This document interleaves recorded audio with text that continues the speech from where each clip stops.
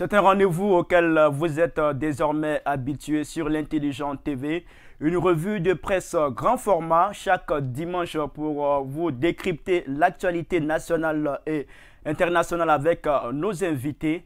Je vous dis bonsoir et puis bienvenue sur l'Intelligent TV. Nous sommes avec deux invités dans ce studio.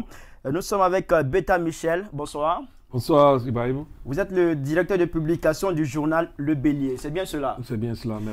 Avec vous sur ce plateau, nous avons Tenebe Ousmane. Bonsoir. Bonsoir, M. Kondé. Vous êtes secrétaire général de rédaction du quotidien L'Avenir. Tout à fait. Merci à tous les deux d'avoir accepté notre invitation. Trois rubriques vont ponctuer cette émission. Dans la première, la synthèse de la semaine. Nous allons évoquer la reprise du dialogue politique en Côte d'Ivoire et l'audience de demande de réparation de Charles Blé Goudé devant les juges de la CPI.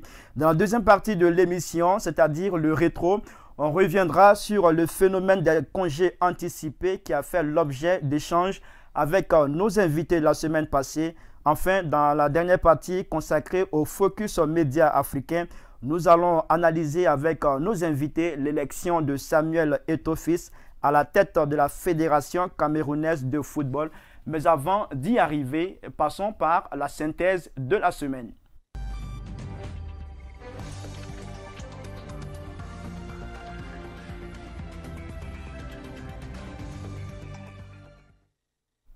Annoncé pour décembre 2021, le dialogue politique a repris en Côte d'Ivoire sous la houlette du Premier ministre Patrick Achi. C'était le jeudi 16 décembre 2021 à la primature à Abidjan Plateau.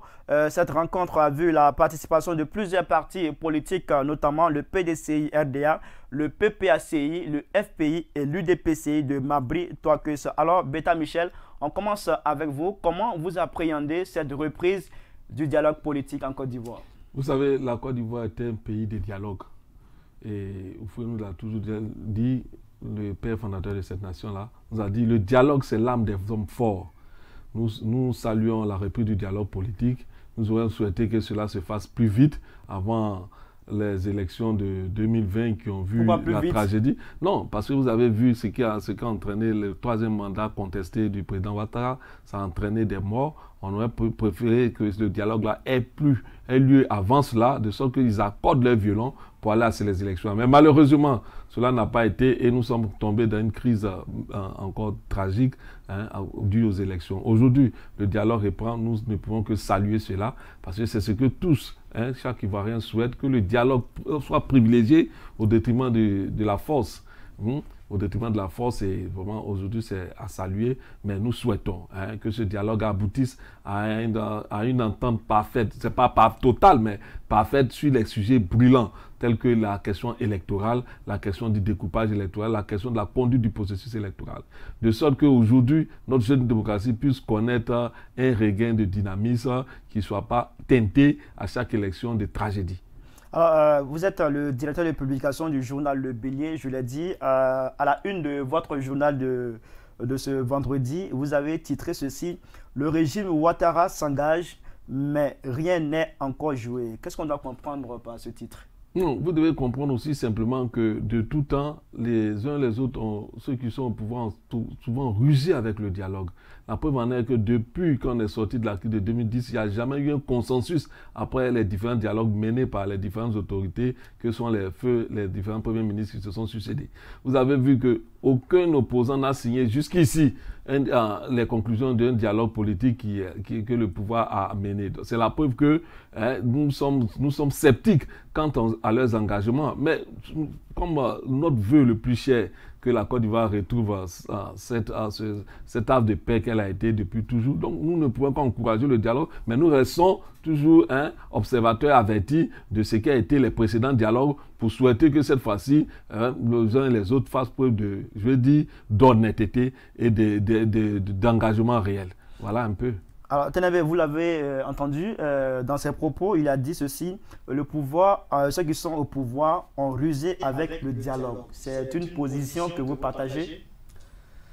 Vous savez, ça dépend de son positionnement, de là où vous regardez vous vous positionnez pour regarder l'association. C'est une question d'angle de regard.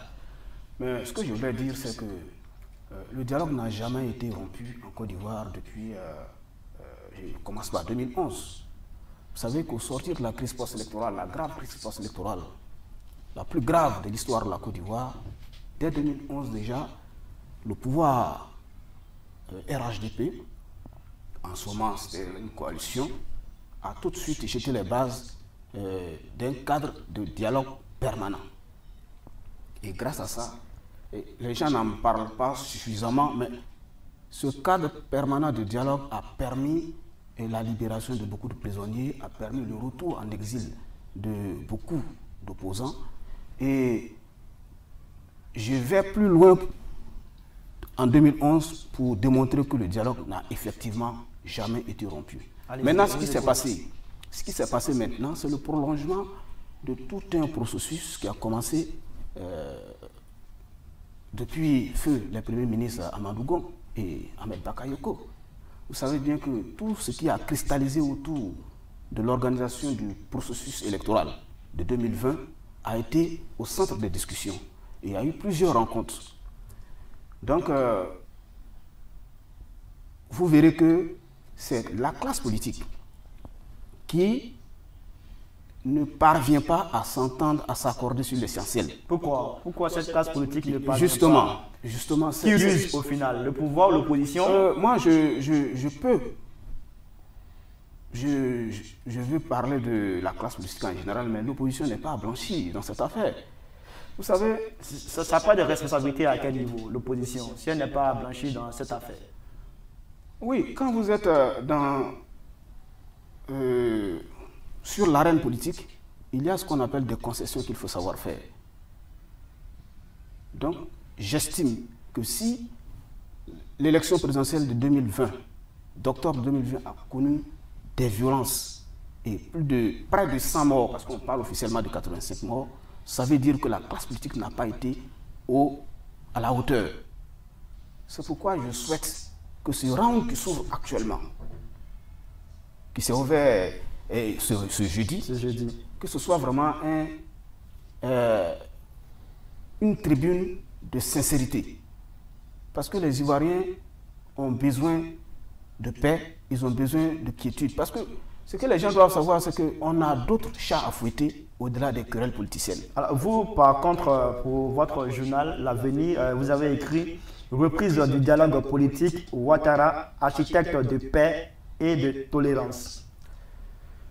Oui, ce titre est inspiré de ce que je viens de dire tout à l'heure, dire que la volonté de dialogue a toujours été du côté du pouvoir Ouattara. Et vous le savez bien, la crise post-électorale de 2020, d'où on est sorti, on n'est pas sorti de cette crise-là dans la paix.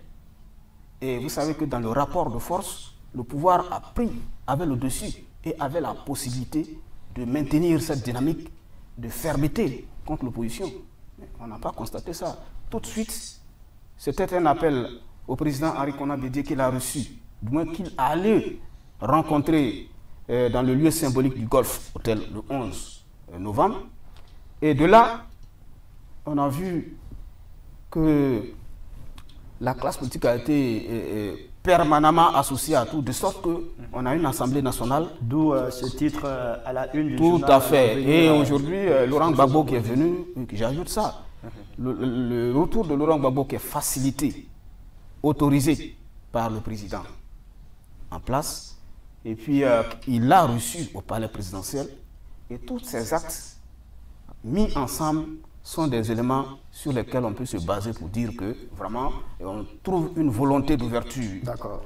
C'est bien compris. Alors, Beta Michel, ce dialogue à l'ouverture, on a eu la présence de plusieurs partis politiques, notamment les principales forces politiques, le RHDP, le PDCI, le FPI, l'UDPCI et puis le PPACI de Laurent Gbagbo. Est-ce qu'il faut y voir l'un des symboles de ce que ce dialogue-là est prometteur? Vous savez, quand on engage un dialogue, on ne peut qu'espérer qu'il aboutisse à des conclusions qui ne sont pas satisfaisantes totalement, mais qui donnent envie aux autres de poursuivre les échanges et de poursuivre l'action. Parce qu'au-delà du dialogue, il faut l'action qui ensuit le dialogue. Mais comme je l'ai dit tantôt, l'attitude du pouvoir dans tous les dialogues précédents nous ont montré que vraiment, il faut garder quand même un pied dans la réalité. Je prends au mot ça, mon ami et confrère Téné, pour lui dire que la volonté de dialogue, elle est plus dans l'opposition que dans le parti au pouvoir. Ah bon? Puisqu'on le constate, de toujours, les opposants ont toujours appelé au dialogue. Ils n'ont jamais utilisé autre arme que la volonté de dialogue. Le gouvernement a toujours aussi créé des cadres de dialogue. Vous savez, je le disais tantôt, j'ai dit, on ne peut pas vouloir discuter et celui même qui est là pour porter le dialogue n'a pas de décision. C'est pourquoi j'ai souhaité, moi, dans ma vision de ce dialogue-là, qui commence par les présidents Ouattara, Henri Konan Bédié et Laurent Gbagbo.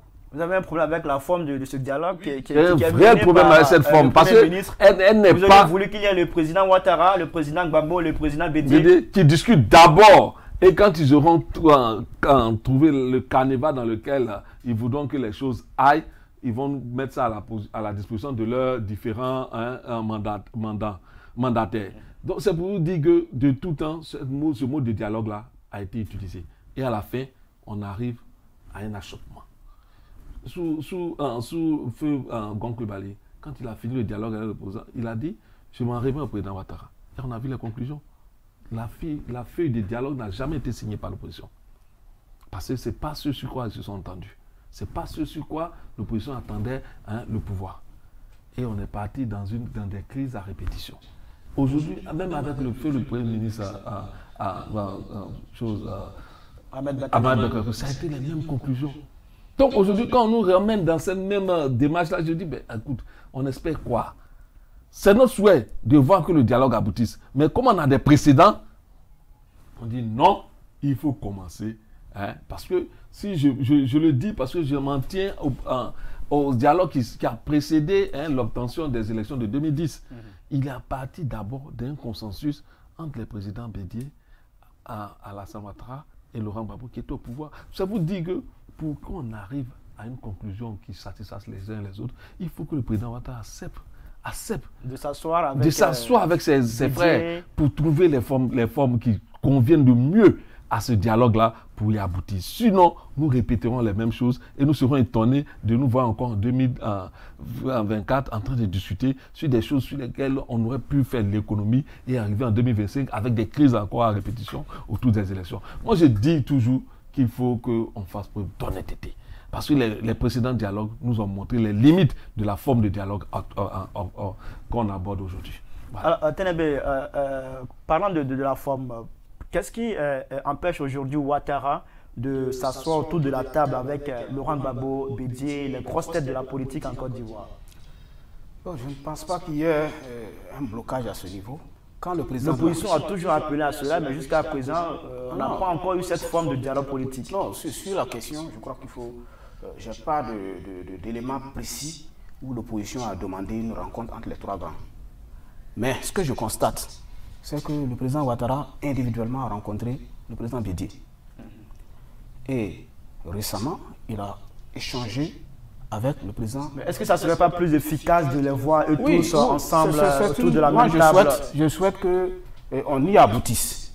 Mais qu'on ne dise pas que c'est une proposition qui est refusée par le président de la République. Loin de moi l'idée de défendre le président de la République comme chose, mais je constate que s'il a accepté de rencontrer, de se déplacer, aller au Golfe, parler avec le président Henri Konan Bédié, s'il a accepté de recevoir le président Laurent Gbagbo au palais présidentiel, ce n'est pas une rencontre à trois qui n'acceptera pas. Ce que je veux dire, c'est que ce dialogue qui s'ouvre actuellement, et je crois que le Premier ministre Patrick Haché l'a dit, il faut que les contours de ce dialogue-là soient bien précisés. Loin de moi toute idée de pessimisme. Ici, c'est une question de volonté. Et quand on a entendu les acteurs politiques qui ont participé à la première rencontre, on a constaté que chacun a tenu un discours d'ouverture et d'espoir. Justement, on aura l'occasion de les écouter. Voilà, donc, en allant déjà sur ça, je crois que cette rencontre-là a la possibilité d'aboutir à quelque chose. La seule chose qu'il faut... Aboutir à quoi? Quand on sait que l'une des figures politiques en Côte d'Ivoire, Guillaume Soro, n'est pas présent, certains estiment que l'absence de Guillaume Soro force déjà ce dialogue politique. Oui, ils ont certainement leur raison de le dire, mais moi je crois que les trois grands acteurs politiques nationaux, c'est bien le président Alassane Ouattara, le président Henri Konan Bédié et le président Gbagbo. Tous les autres leaders ont certainement du poids, mais ils sont ramifiés plus ou moins à chacune de ces personnalités. Et je pense que dès lors où tous ces trois grands sont en Côte d'Ivoire, si le dialogue est mené comme il se doit, tout le reste peut venir. Tout le reste peut venir. D'accord. Voilà. On va écouter quelques acteurs politiques à l'issue de l'ouverture de ce dialogue politique avec le Premier ministre grâce à nos confrères de Abidjan.net. Ce qui concerne l'environnement politique, il y a un certain nombre de questions qui sont à résoudre, qu'il s'agisse des questions des libertés, des droits de l'homme, qu'il s'agisse des questions des exilés. Il est important que sur toutes ces questions, des efforts soient faits au-delà des actes de décrispation pour que nous ne parlions plus dans le cadre politique de ces questions-là. Il y a aussi l'environnement électoral, le cadre juridique et institutionnel des élections, qui sont toujours au cœur des crises et des affrontements. Je pense qu'aujourd'hui, c'était juste une séance d'information, une proposition de cadrage. Donc, on a défini un cadre à partir duquel nous allons proposer des thèmes de référence, lesquels thèmes de référence doivent permettre donc à la Côte d'Ivoire, politique en tout cas, d'avancer. Et ce dialogue intervient dans un cadre apaisé, sans enjeu électoral, donc ça nous permet avec beaucoup de sérénité d'aborder tous les sujets. En tout état de cause, le RHDP se fera fort d'être présent à toutes les étapes parce que nous voulons être la force motrice de ce dialogue. Nous souhaitons que ce dialogue puisse aborder tous les sujets. Nous voulons la paix. Ce dialogue, nous ne voulons pas que ce ne soit pas un dialogue, une séance de plus. Nous voulons aboutir réellement à des résultats concrets. Et nous allons travailler pour cela. Vous savez que les dernières élections, les partisans du président Gbagbo n'étaient pas, à travers la plateforme EDS, n'étaient pas dans la commission centrale. Donc il est évident que nous devons être présents dans cet organe des élections. Alors, Beta Michel, on a entendu Adama Bictogo, Georges Ama Ouigné et puis Pascal Afinguessan. Il y a plusieurs questions qui ont été soulevées. La question de la libération des prisonniers politiques, du retour des exilés, du code électoral, la recomposition de la CEI, pour ne citer que ces sujets. Est-ce que ce sont les questions dominantes à l'heure actuelle? Non, c'est les questions les plus importantes, moi je crois. Parce qu'il faut le dire, aujourd'hui, après les différentes crises qui se sont succédées en Côte d'Ivoire, il y a des pans entiers de la population qui ont gardé une certaine rancœur. Parce que quand on dit décrispation, quand on dit paix, quand on dit vivre ensemble, c'est pas vivre ensemble à ton gré. Il faut vivre ensemble avec un consensus de dignité et d'intérêt mutuel. Certains ont encore leurs partisans en prison. Et on leur dit, écoutez, vraiment, venez à la table de négociation, oubliez tout. Mais il faut les libérer. Quand certains encore, ils ont encore, je dis que le processus électoral est encore mal mené. Parce qu'il ne faudrait pas se leurrer. Souvent, quand on entend les acteurs, les responsables de la CEI parler, moi, je crois entendre même le pouvoir. On brandit des chiffres, on brandit des statistiques, mais la réalité est tout autre. Quand tu prends un homme comme Doumbia Major, qui après avoir fait plusieurs publications en faveur du pouvoir est nommé dans la société civile, tu penses que c'est la société civile qui est représentée à la CEI? Non, il ne faut pas se leurrer. C'est pourquoi je dis qu'il ne faut pas abuser avec le dialogue. Il faut le faire en vue d'aboutir à quelque chose de consensuel.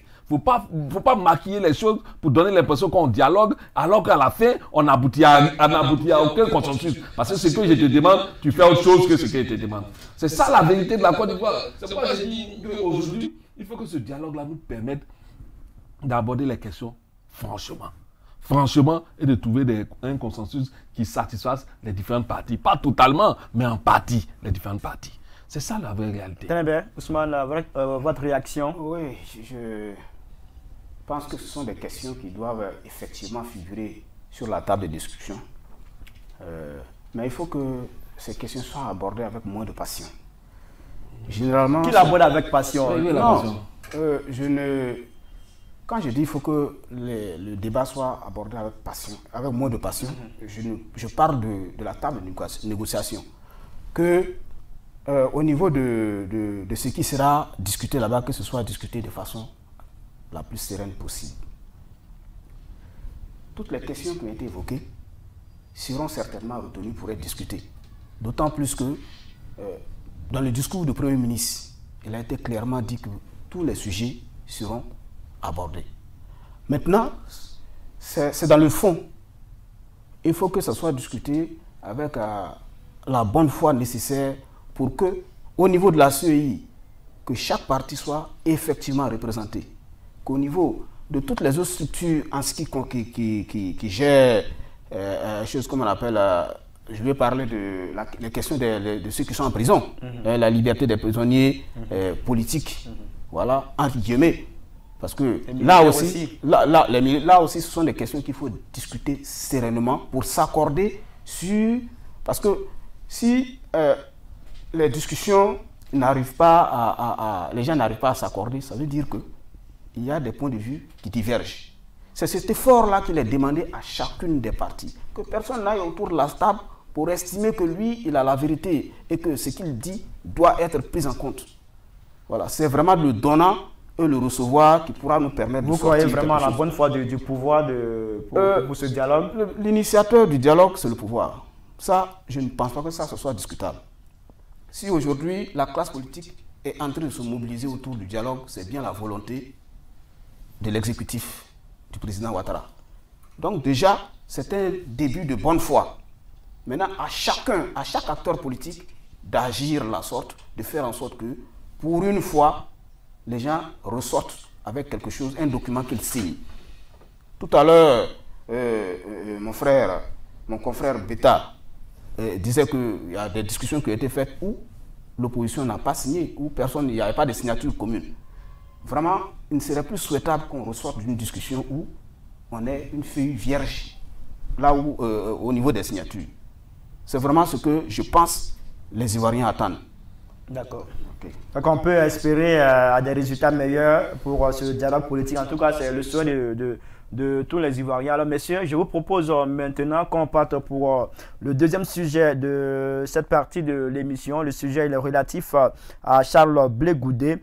L'ex-leader de la galaxie patriotique, Charles Blé Goudé, était face au juge de la CPI, la Cour pénale internationale, le lundi 13 décembre 2021 pour réclamer réparation. Il demande 819 300 € pour compenser l'erreur judiciaire dont il dit avoir été victime durant les 8 ans de détention à la CPI pour crime contre l'humanité lors de la crise post-électorale de 2010-2011. On en parle dans un instant, juste après cet élément vidéo que je vous propose de regarder avec moi. 8 ans.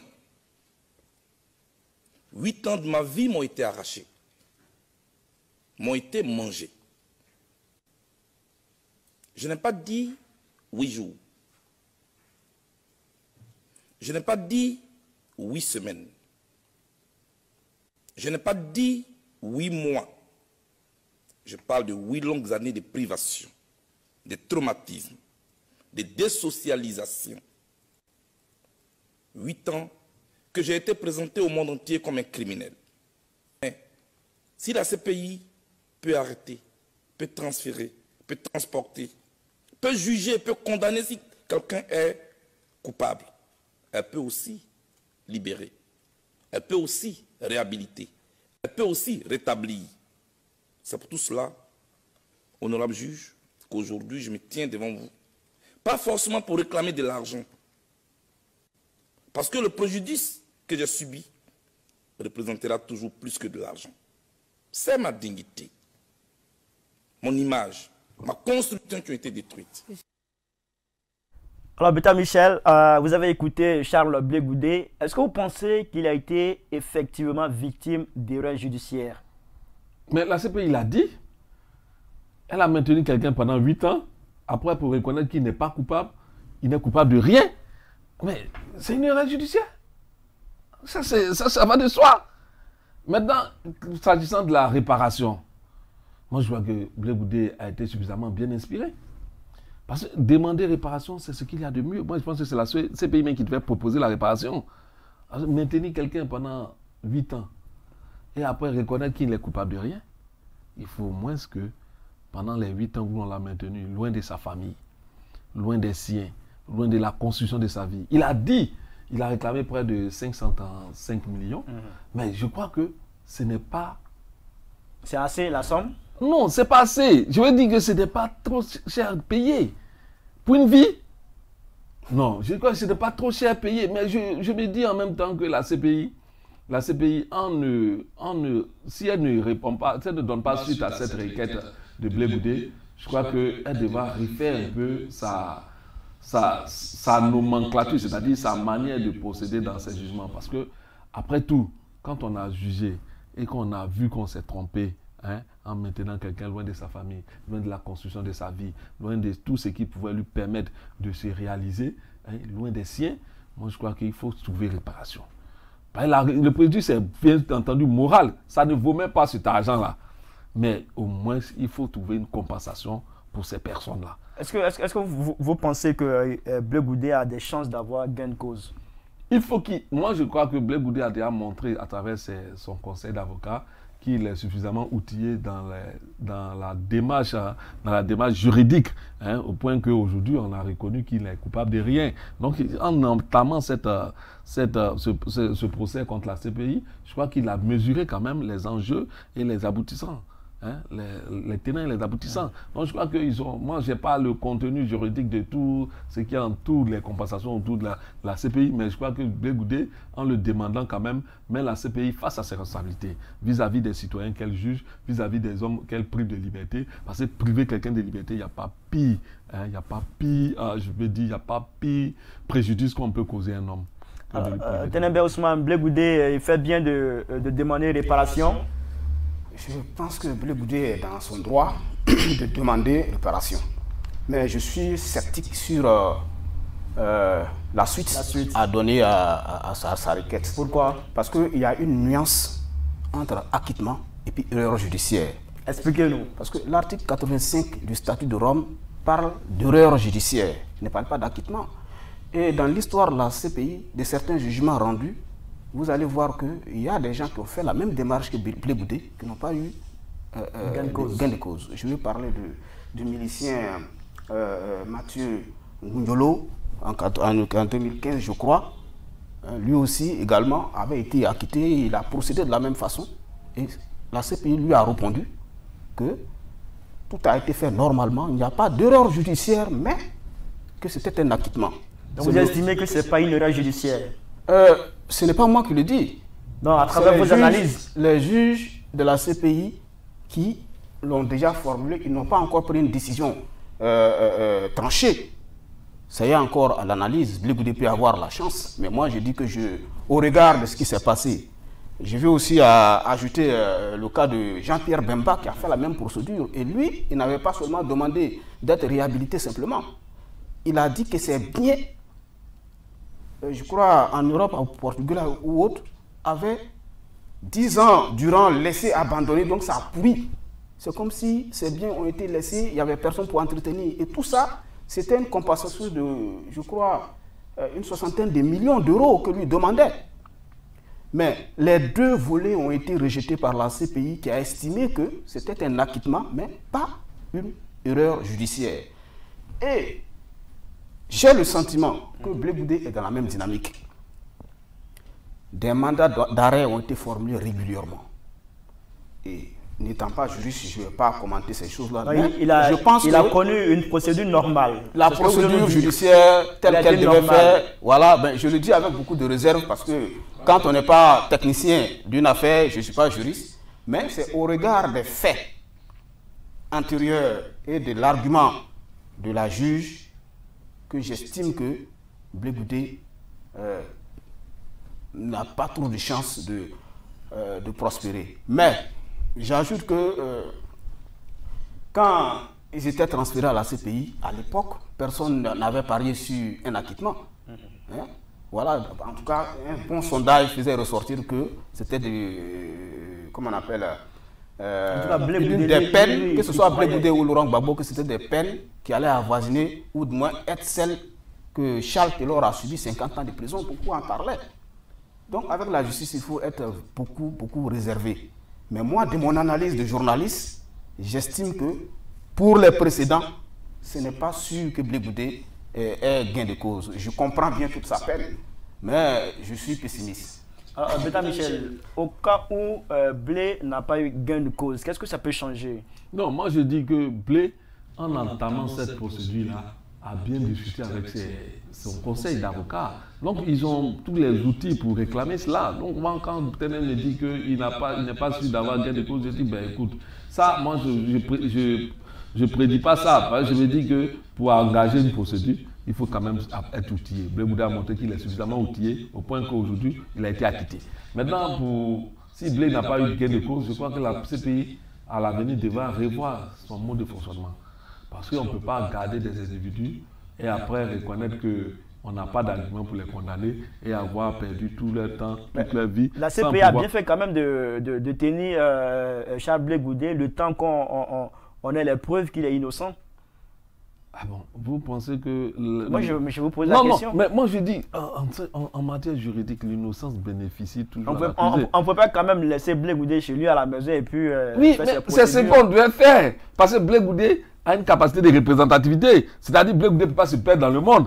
Si vous n'avez pas encore d'arguments pour le condamner, attendez d'avoir des arguments avant de venir le chercher. Mais quand vous le maintenez, sans qu'il ne puisse bouger, sans qu'il ne puisse faire tout ce qu'il a à faire, et après vous reconnaissez que vous n'avez pas d'argument pour le condamner, je crois que c'est un préjudice énorme.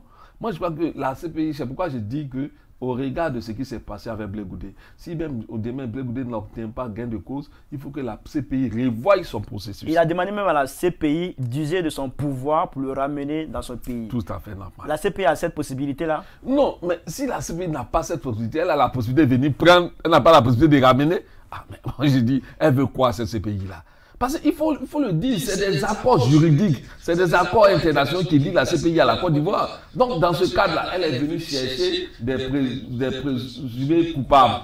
Elle est venue chercher avec l'accord de la Côte d'Ivoire. Donc, elle trouve avec l'accord de la Côte d'Ivoire. C'est la Côte d'Ivoire qui n'a pas donné son accord pour que Blé rentre en Côte d'Ivoire. C'est bien cela. question. Qu'est-ce qui fait que Blé Goudé ne rentre pas encore jusqu'à présent dans son pays, alors qu'il a été acquitté comme vous l'avez signifié? Il pose un problème de passeport.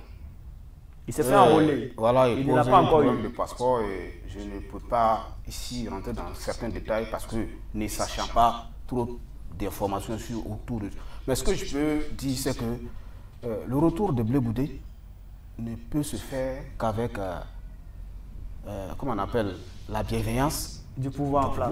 Comme ça a été le cas avec Laurent Gbagbo. Voilà. Donc je crois qu'il y a deux choses. Il y a la question de justice, où il parle d'acquittement, d'erreur judiciaire, tous ces gars. Il est condamné en Côte d'Ivoire à 20 ans de prison également. Oui, mais tout ça, ce sont des choses qui se discutent. Laurent Gbagbo a eu une sentence pareille, il est là, il va casser. Est-ce que Blé peut avoir cette même chance que Laurent Gbagbo? Voilà, c'est à espérer. Maintenant, je crois que c'est possible. Voilà, je pense que c'est possible.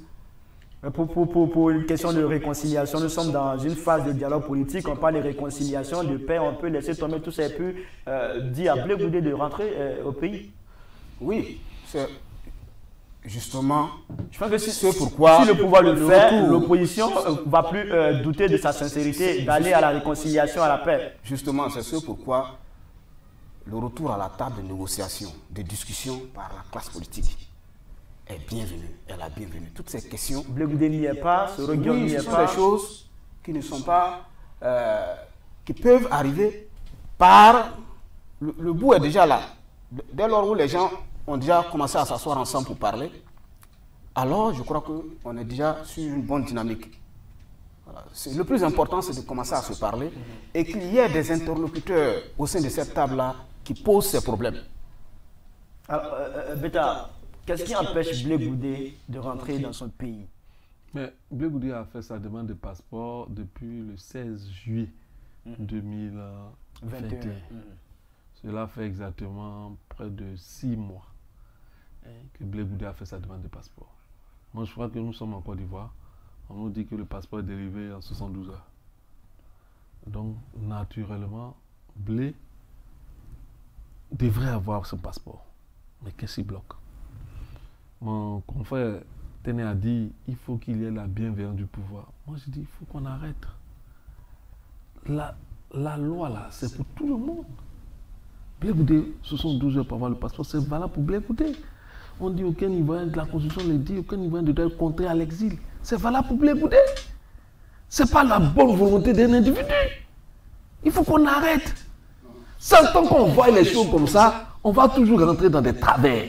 Il y a un moment, il faut qu'on applique ce qui doit être appliqué pour que chaque Ivoirien se sente dans son pays de façon responsable, dignement, citoyen comme tout un chacun.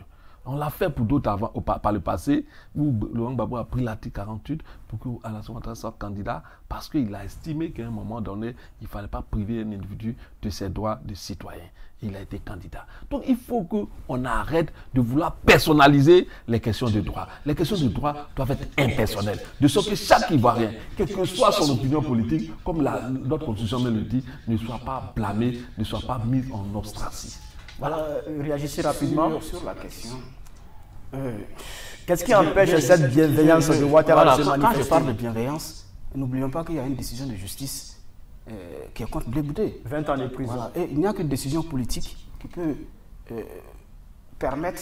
Mais justement, est-ce qu'une décision de justice empêche qu'il ait son passeport? Non, il faut faire les choses dans l'autre. Non, ne mélangeons pas les choses. Je suis pas, quand je parle de bienveillance, c'est la question du retour. Mais c'est toutes ces questions-là. Aujourd'hui, Laurent Gbagbo est rentré, lui-même et son équipe sont d'accord que son retour-là a été autorisé, permis, facilité par le pouvoir en place. Mais pourquoi ne pas faciliter aussi justement, le retour de Charles Blé voilà, Goudé? justement, c'est ce qu'il faut dire.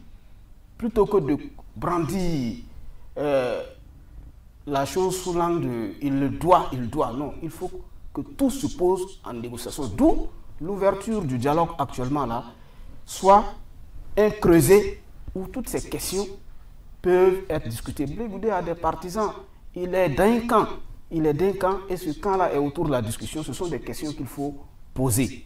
D'accord.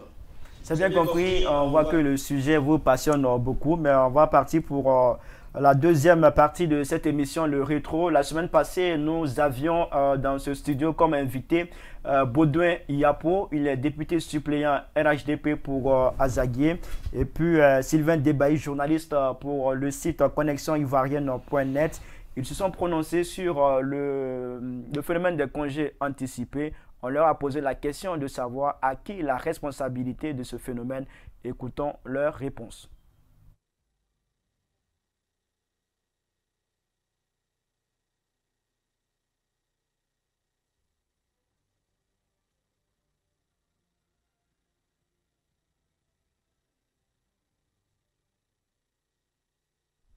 La faute est à toute la société. Toute la société, dans sa composition, les organisations, les partis politiques, les ONG, etc. Parce que quand on parle d'un problème d'éducation, ce n'est pas que l'État. C'est vrai que je parlais de la responsabilité de l'État. L'État fait son travail à travers donc, les enseignants, à travers l'école, pour donner donc de l'éducation à nos enfants, aux jeunes. Quand vous voyez sur les réseaux sociaux avec les comportements des dits influenceurs sur les réseaux sociaux, les activités de mauvaises figures qu'on constate donc sur les réseaux sociaux, vous allez constater que le problème revient à toute la société. Oh, on attend beaucoup de choses qu'on dit. Certains parlent de manipulation, certains parlent de la disparition de l'autorité parentale, mais je vais dire que cette question-là, ou alors la responsabilité là, est partagée. La responsabilité est partagée. Entre qui? Bien sûr, entre la cellule familiale, les parents, certains qui ont démissionné. Il y a également la part de responsabilité du gouvernement. on parle de congé anticipé, mais il n'y a pas de solution anticipée. Et à chaque fois, on doit revenir dans ces travers-là. Je pense que c'est assez grave, c'est désolant. Alors, nous sommes de retour sur ce plateau de l'émission La Revue de Presse Grand Format, émission consacrée au décryptage de l'actualité nationale et internationale. Vous êtes sur l'Intelligent TV. Nous sommes toujours avec nos invités, Beta Michel, directeur de publication du journal Le Bélier, et Tenebe Ousmane, secrétaire général de rédaction du quotidien L'Avenir. Alors, Beta Michel, on a écouté à présent Sylvain Debailly, journaliste pour le site connexioivoirienne.net, et Baudouin Yapo, qui est député suppléant RHDP. Ils se sont prononcés sur la question des congés anticipés. Selon vous, à qui la faute? Non, vous savez, la question de l'éducation, c'est une question nationale. Hein, c'est pour la communauté nationale. Donc, quand on veut situer des responsabilités au niveau de l'éducation, il faut prendre toutes les parties. C'est pourquoi, aujourd'hui, demander à qui la faute, je dirais, il y a une part de responsabilité. Il faut quand même situer les responsabilités. Oui, non, j'en viens. Il y a une part de responsabilité de la part des parents, de la part aussi des élèves et de la part des autorités éducatives, y compris les autorités politiques et gouvernementales. Donc, les responsabilités sont partagées. Maintenant, comment les situer pour pouvoir mieux appréhender la question et trouver des solutions? Moi, je dis, en s'agissant des parents, il faut que les parents soient de plus impliqués dans la vie éducative de leurs enfants. C'est pourquoi j'ai été toujours contre la suppression du COJES. J'ai dit qu'il faut que les parents soient obligés de participer aux réunions du COJES pour voir comment ça se passe, pour pouvoir avoir déjà une lecture assez claire de la vie scolaire de leurs enfants. Et ensuite, en venant aux autorités. Aujourd'hui, comme l'autre le disait, c'est des congés anticipés. Il n'y a pas de solution anticipée pour prévenir ces genres de méfaits. La preuve en est que... Quelles solutions anticipées? Non, les solutions anticipées sont nombreuses. Aujourd'hui, il faut situer aussi la responsabilité des élèves parce qu'il faut mettre les élèves devant leurs responsabilités. Il n'y a pas de petite responsabilité. L'élève qui va à l'école, qui vient perturber les cours, il faut que la sanction se suive. Hein, il faut trouver la nature de la sanction, mais il faut le gouvernement, en conseil des ministres, a pris une décision. Il y aura des sanctions administratives qui vont partir de l'exclusion temporaire à l'exclusion définitive. Tenebe Ousmane, c'est une solution? Oui, la fermeté fait partie des outils. Parce qu'il ne faut pas oublier que la discipline, ça doit être l'élément, le cœur même de l'éducation de l'enfant. Et quand la discipline fout le camp depuis le bas âge, ce n'est pas à un certain âge qu'il faut chercher à corriger les choses. Sur la question de cette affaire de congé anticipé, c'est vrai que la cellule familiale est souvent indexée, mais moi, à 70%, la responsabilité, c'est le système éducatif. Tu me diras que c'est vrai, mais pour être précis... C'est quoi le problème à ce niveau? C'est l'organisation même du calendrier scolaire. Pourquoi ne pas faire composer les dernières compositions importantes là, vers la fin des congés, et puis le lendemain ils vont à l'école, à la maison? J'ai dit n'importe quoi. Si c'est aujourd'hui que le dernier jour, on fait la programmation pour le 17, des compositions très importantes sont placées ces jours-là, vous verrez que les enfants vont venir composer tranquillement. Mais quand on a fini de composer et qu'il y a 2 semaines de calcul de notes où les gens viennent à la maison, souvent il n'y a rien à faire, mais ça donne des idées aux enfants. De mon point de vue, c'est congé anticipé qui n'existait pas avant. Depuis que c'est devenu une affaire comme ça, il faut occuper ces 2 semaines-là avec des éléments importants du système. Alors, c'est la solution. Il faut revoir le calendrier scolaire. Non, je pense que le calendrier scolaire est déjà assez bien outillé parce qu'il est fait par des spécialistes. Ce que je peux retenir de ce que mon confrère Tenebe dit, c'est-à-dire qu'à l'approche des congés, toi-même, souvent même on dit ici que le vendredi, c'est quoi là? C'est la finale. C'est pour dire que quand on approche d'une période de vacances, les esprits sont un peu moins attentifs. Donc c'est pourquoi on ne programme pas les choses à l'approche des choses importantes, à l'approche des vacances. On les programme bien avant, de sorte qu'on puisse retenir l'attention de ceux qui doivent le faire. Donc, c'est des choses psychologiques, mais ça tient aussi la route. Donc, je veux dire quoi? Je veux dire, c'est vrai qu'il faut meubler peut-être le temps d'attente des congés par des choses aussi importantes pour peur que les enfants ne voient pas ça comme inutile pour qu'ils puissent être encore toujours concentrés. Mais de tout temps, on l'a fait ainsi et ça marchait. Les gens ont du mal à comprendre que des élèves font la loi à l'école devant l'autorité. Je le dis pour que, au moins quand c'est suivi pendant 1 ou 2 ans, on peut revenir à la normale. Parce qu'il faut que cela soit considéré comme une sanction à leur négligence. Mais ils peuvent refuser de composer. Qu'ils essaient d'abord. Vous savez, on a tous été élèves. À un moment donné, ces idées de vouloir se jouer les dangereux ou bien l'adolescence, ou du moins, ça, ce sont des choses qui arrivent. Ces crises d'adolescence-là arrivent. Mais c'est à l'enseignant de pouvoir réguler tout ça. Et je pense qu'il faut même une réflexion sur cette affaire. Il faut que les spécialistes de l'éducation se retrouvent, je dis n'importe quoi en séminaire, pour essayer de trouver une solution à ça. Ce n'est pas la force, ce n'est pas les sanctions difficiles là qui vont faire changer les gens. Un enfant, quelle que soit sa docilité à la maison, tu es le meilleur des parents, tu éduques bien ton enfant, il est bien poli à la maison, mais quand il se retrouve dans le système, quand toi-même tu vas le voir en train d'être un des meneurs, tu seras surpris. Alors, selon une opinion, c'est le pouvoir actuel là, qui est beaucoup laxiste. C'est avec ce pouvoir-là que les choses se sont amplifiées à ce niveau-là. Non, je veux qu'on parle plutôt de pouvoir public, plutôt que d'indexer un régime. C'est selon une opinion. Voilà, c'est-à-dire qu'ici, c'est l'État qu'il faut voir. Voilà. Et vous savez, le système éducatif a connu un certain nombre d'évolutions. Avant, on frappait les enfants à l'école, tout ça. Après, à un moment donné, ces choses ont évolué jusqu'à un moment donné. Mais ce que moi, je regrette, c'est que souvent, on fait du copier-coller.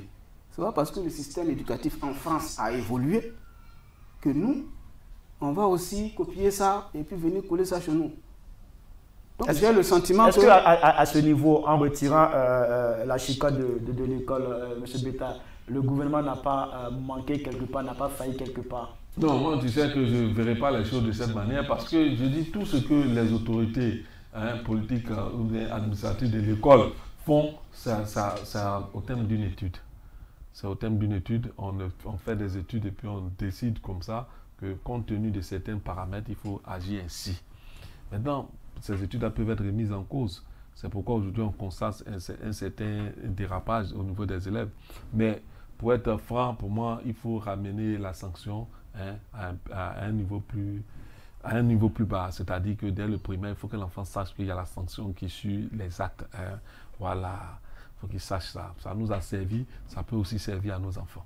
D'accord. Messieurs, on va partir pour la dernière partie de cette émission, le focus média africain. Et là, on va laisser les questions de politique, de société pour parler de sport, de football notamment, avec l'élection de Samuel Eto'o-Fils à la tête de la Fédération camerounaise de football. On suit ensemble cet élément vidéo.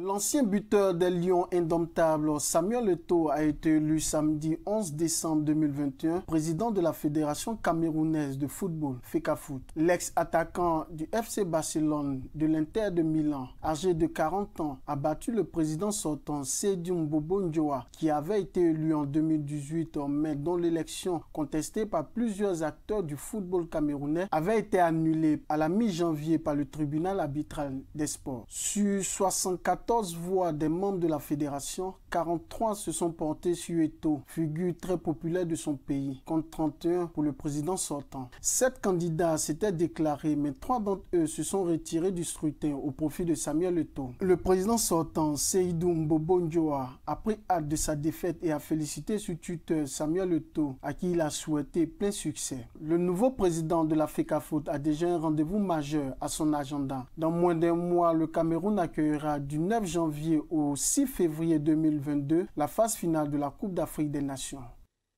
Tenebe Ousmane, cette victoire de Samuel Eto'o, ça vous surprend? Pas tout à fait. Le reportage même le dit. Samuel Eto'o, c'est une figure populaire au Cameroun, dans le domaine du football camerounais. Donc, ce n'est pas une surprise. C'est les défis qui sont devant lui que je regarde plutôt. Lesquels? Bon.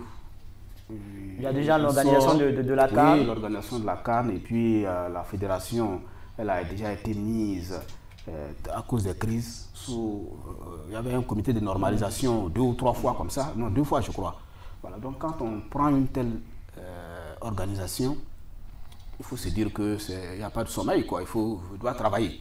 Est-ce qu'il a tout ce qu'il faut pour relever ces défis-là? Je pense que c'est une question de décision. D'abord, je vois que selon les informations, il a déjà commencé à organiser son équipe. Il y a 90% des membres du comité exécutif qu'il a remplacé.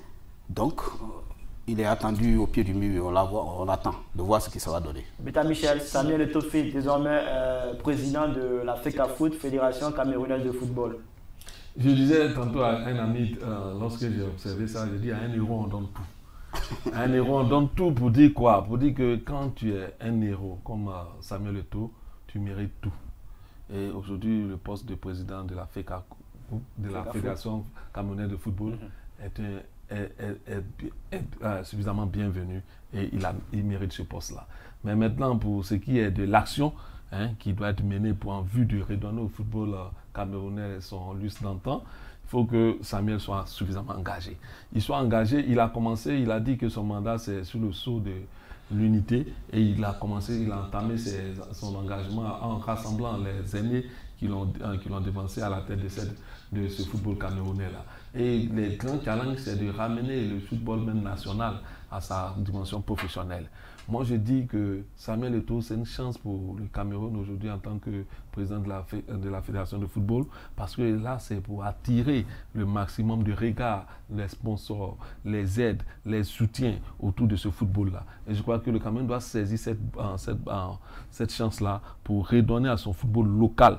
Parce que faut pas souvent qu'on oublie, le seul acheteur du football, c'est les populations. Quand les populations achètent le football marche bien. Quand ce qu'on voit en Europe, ce n'est pas les chaînes qui payent, c'est les populations.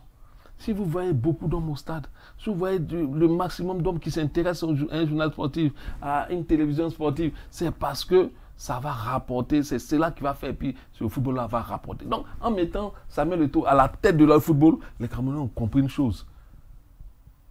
Relancer leur football. Et je souhaite que cet exemple-là nous inspire dans la mesure du possible pour que nous sachions que nos intérêts, quand il s'agit d'héroïsme, mettons un héros pour avancer quand il s'agit de nos intérêts. Alors, Tenebe Ousmane, est-ce que cette victoire de Samuel Eto'o annonce un renouvellement de la classe dirigeante au niveau du football africain? Bon, en tout cas, je le souhaite en Côte d'Ivoire. Pas que j'y prenne parti pour quelqu'un. Bon, en tout cas, les gens vont juger de vos propos. Comme il a dit, quand quelqu'un excelle et qui se montre engagé, déterminé pour une action publique, il faut essayer la personne. Voilà, je pense que Samuel Eto'o a ouvert les vannes et les autres internationaux, ou du moins tous ceux qui sont férus du football, qui ont pratiqué le football, au lieu d'aller se coucher à leur retraite, qu'ils pensent à leur pays, qu'ils cherchent à s'engager dans l'organisation de leur football. L'élection de Samuel Eto'o, ça nous renvoie un peu au cas de la Côte d'Ivoire. Nous avons un ex-international, Didier Drogba, qui est candidat. Est-ce que ça doit être un message à l'endroit des acteurs du football ivoirien, comme quoi il faut donner à Didier Drogba ce poste de président de la FIFA? Donner le terme un peu trop chose, mais je veux dire que voilà, pour les présidents de club qui votent, il faut voter Didier Drogba. Voilà, moi j'encourage Didier Drogba à continuer dans sa dynamique. Parce que c'est ça aussi, quand vous décidez de vous engager dans une dynamique, vous avez des détracteurs, vous avez des zélateurs, des gens qui vous soutiennent, des fous qui sont derrière vous, comme des gens qui sont contre vous. C'est ça. Et il ne faut pas se laisser décourager, il faut aller jusqu'au bout. Beta Michel, Didier Drogba. Non, moi je dis, dans le terme de jeu, je dis à un héros, on donne tout. Didier Drogba, c'est notre héros. Donnons-le tout. C'est ça qu'il soit notre cheval de bataille pour atteindre certains niveaux. C'est ça. Pour certains, Didier Drogba, il n'a pas la même facile. Tu vois, ce sont des questions qu'on ne peut pas aborder sur la place publique. Moi, je crois que quand on le disait, nous, on se méprise. C'est-à-dire qu'on ne peut pas dire à quelqu'un, demande ton argent. Chacun doit pouvoir chercher son argent. Chacun doit pouvoir travailler pour avoir son argent. C'est quelle éducation on veut avoir en demandant demande ton argent? Moi, je ne suis pas de cette école-là, donc ça me gêne un peu. On dit travaillons et gagnons de l'argent. Est-ce que Drogba peut nous permettre de travailler pour gagner de l'argent? Il peut nous apporter des sponsors, nous sommes d'accord. Il peut nous aider à avoir le maximum de personnes dans notre stade. Nous sommes d'accord pour ça. Il peut nous aider à donner à notre football un élan encore plus grand. Est-ce que cela est possible? S'il le fait, nous tous, nous allons travailler pour gagner de l'argent autour du football. Moi, je suis directeur de publication d'un journal. Vous pensez que si Didier Drogba vient et occupe ce poste, si je donne un titre de football à mon journal, il peut marcher aussi. Parce que c'est ça. Moi, je veux que nous soyons des opérateurs de notre système footballistique, des opérateurs économiques de notre football systématique qui permettent, comme en Europe, des gens de vivre du football, de vivre bien du football et mieux du football. C'est ça la question. Alors, messieurs, merci beaucoup à vous. Nous sommes à la fin de cette émission. Beta Michel, merci beaucoup à vous. Directeur de publication du journal Le Bélier. Tenebe Ousmane, secrétaire général de rédaction du quotidien L'Avenir. Merci beaucoup à vous d'avoir accepté notre invitation. Merci beaucoup. Merci à toutes et à tous d'avoir suivi cette émission. Restez toujours connectés à l'Intelligent TV. À très bientôt.